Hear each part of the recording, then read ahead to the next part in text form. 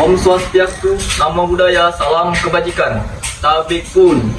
Nah, kami di sini ingin menjelaskan tentang penerapan hukum Bernoulli pada roket air. Perkenalkan, nama saya Ervano Eka Sari Saputra dengan NIM 123420016 dari Prodi Rekayasa Kehutanan. Nama saya Vio Februari Wijaya dengan NIM 123330003 dari Prodi Teknologi Industri Pertanian.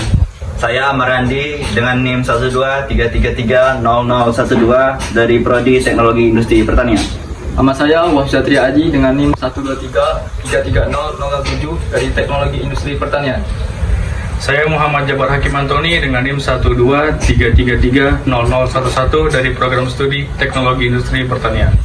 Saya Faisal Farisi dengan NIM 123350013 dari Program Studi Teknologi Pangan.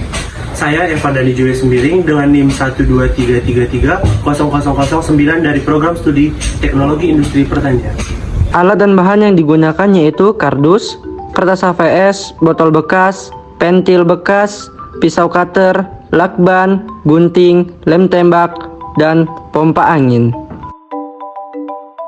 Cara pembuatan roket air yaitu: pertama, potong bagian atas botol, kemudian lakban bagian atas botol tersebut ke bagian bawah botol lain,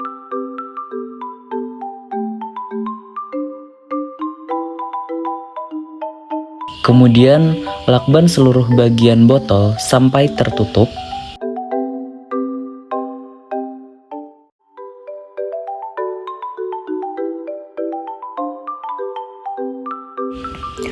Lubangkan tutup botol untuk memasukkan pentil.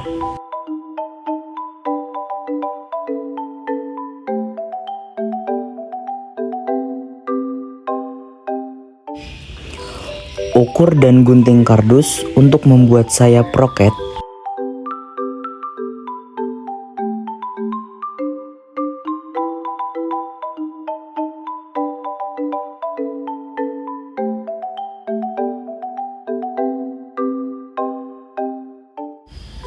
Ukur kertas HVS sesuai kardus yang telah digunting.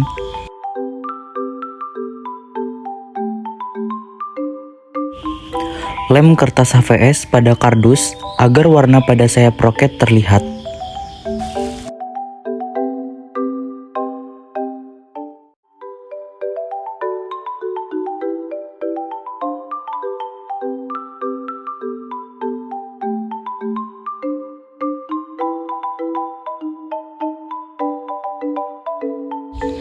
Lem menggunakan lem tembak dan roket siap untuk diterbangkan.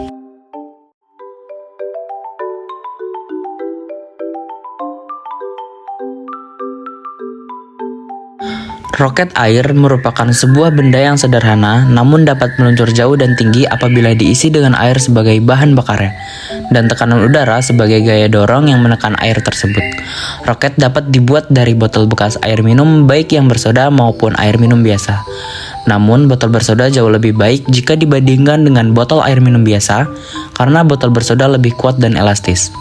Botol yang umum digunakan adalah botol dengan ukuran 1,5 liter. Roket air bekerja berdasarkan prinsip dan hukum-hukum fisika, diantaranya adalah hukum Bernoulli, hukum 3 Newton, hukum Pascal, hukum tekanan hidrostatis, serta hukum kecepatan momentum. Cara kerja roket air sederhana yaitu botol minuman bekas yang kita gunakan sebagai badan roket diisi air dengan volume tertentu, kemudian udara dimasukkan dengan cara dikompresikan ke dalam botol, kemudian botol ditahan agar tidak terlepas.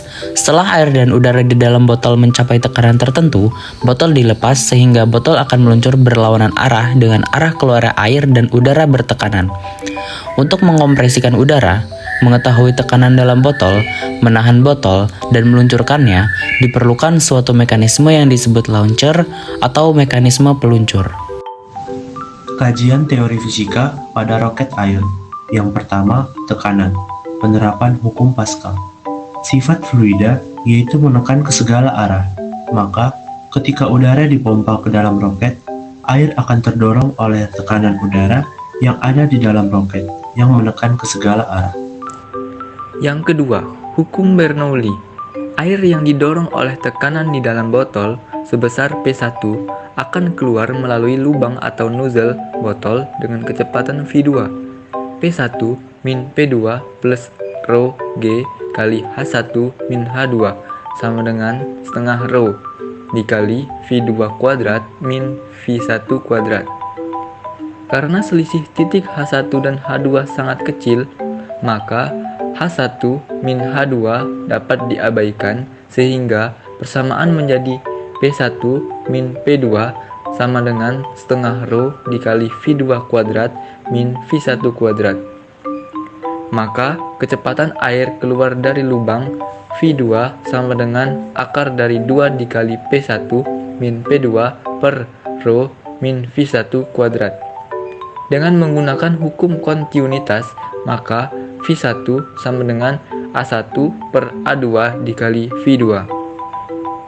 Sehingga persamaan menjadi V2 sama dengan akar dari 2 dikali P1 min P2 per rho dikali 1 plus A1 kuadrat per A2 kuadrat. Dengan A1 adalah luas penampang botol dan A2 adalah luas penampang lubang atau nozzle. 3. Hukum kekekalan momentum. Ketika air didorong ke bawah, maka roket akan bergerak dengan kecepatan tertentu. Pada peristiwa ini, berlaku hukum kekekalan momentum. Selama bergerak, momentum total roket akan selalu sama dengan momentum total air, selama tidak ada gaya luar yang mempengaruhinya. Karena gaya dapat mengubah momentum suatu benda. Momentum awal roket ketika akan bergerak adalah P1 sama dengan mv. Ketika air mulai berkurang sebanyak delta m, maka kecepatan roket akan bertambah sebesar delta v. Maka persamaan momentumnya menjadi P2 sama dengan m dikurang delta m dikali v ditambah delta v.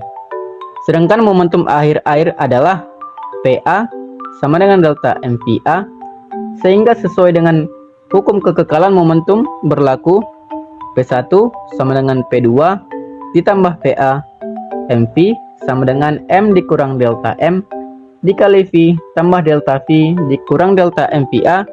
Delta v sama dengan delta m dikali v ditambah va per m. Karena percepatan yang dialami roket adalah perubahan kecepatan tiap selang waktu, maka A delta v per delta t sama dengan v tambah va per m dikali delta m per delta t. Besaran delta m per delta t disebut laju semburan air atau banyaknya air yang terbuang tiap detik. Sedangkan v tambah va adalah kecepatan relatif roket terhadap air PR. Jika percepatan gravitasi ikut diperhitungkan, maka percepatan roket sesungguhnya dirumuskan sebagai A sama dengan VR per m dikali delta m per delta t dikurang g. Hukum Newton 3 atau gaya aksi reaksi. Bunyi hukum Newton 3 yaitu untuk setiap aksi ada suatu reaksi yang besarnya sama besar tetapi berlawanan arah. Penerapan hukum Newton 3 pada roket air yaitu ketika udara dalam roket mendorong air keluar melalui nozzle, maka air juga akan melakukan gaya yang sama besarnya tetapi berlawanan arah terhadap roket. Gaya ini membuat roket tersebut meluncur ke atas. 5. Gerak parabola. Lintasan roket air berbentuk parabola. Gerak parabola memiliki dua komponen, yaitu gerak pada sumbu X dan gerak pada sumbu Y. Persamaan posisi setiap saat dirumuskan sebagai gerak arah horizontal X sama dengan V0 xt sama dengan dalam kurung V0 cos theta dikali T. Gerak arah vertikal Y sama dengan V0 Y dikurang setengah GT kuadrat sama dengan V0 sin theta dikurang setengah GT kuadrat. Ketinggian maksimum H sama dengan V0 kuadrat sin kuadrat theta dibagi 2G. Jarak maksimum R sama dengan V0 kuadrat sin 2 theta dibagi G. Keunikan roket air. Roket air dapat digunakan sebagai alat pembelajaran yang efektif dalam menerapkan konsep fisika, seperti penerapan hukum Bernoulli, hukum gerak Newton, tekanan, dan aerodinamika. Roket air mengikuti hukum aksi dan reaksi Newton. Ketika air dikeluarkan dengan kecepatan tinggi melalui nozzle roket, roket akan mengalami dorongan ke arah yang berlawanan. Ini memungkinkan roket untuk terbang ke udara. Kelebihan dan kekurangan pada roket air. Sederhana dan murah. Roket air dapat dibuat dengan bahan-bahan yang mudah ditemukan dan relatif murah, seperti botol plastik. Pembelajaran ilmiah. Membuat dan meluncurkan roket air dapat menjadi proyek ilmiah yang menarik untuk mempelajari prinsip-prinsip fisika seperti hukum gerak Newton dan tekanan fluida. Aman. Roket air umumnya aman digunakan karena tidak menggunakan bahan peledak atau bahan berbahaya lainnya. Fleksibilitas. Roket air dapat dimodifikasi dan disesuaikan dengan kebutuhan dan preferensi pengguna. Misalnya, dapat diubah ukurannya, bentuknya, atau ditambahkan dengan sistem pendaratan yang aman. Keterbatasan jarak dan ketinggian. Roket air memiliki jangkauan terbatas dibandingkan dengan roket bahan bakar padat atau roket berbahan bakar cair. Mereka cenderung mencapai ketinggian yang lebih rendah dan jarak yang lebih pendek. Bergantung pada sumber air. Roket air membutuhkan akses ke sumber air untuk mengisi ulang dan meluncurkan. Ini dapat menjadi kendala jika tidak ada sumber air yang tersedia di sekitar. Tidak efisien. Roket air tidak efisien dalam hal penggunaan energi. Sebagian besar energi yang dihasilkan oleh tekanan air terbuang dalam bentuk suara dan gerakan air yang tidak berguna. Terbatas pada lingkungan tertentu. Roket air biasanya hanya dapat diluncurkan di area terbuka yang cukup luas dan aman dari hambatan atau bahaya lainnya. Meskipun roket air memiliki beberapa kekurangan, mereka tetap menjadi alat yang populer untuk pembelajaran dan hiburan. Sekian penjelasan dari kami, lebih dan kurang kami mohon maaf. Wassalamualaikum warahmatullahi wabarakatuh.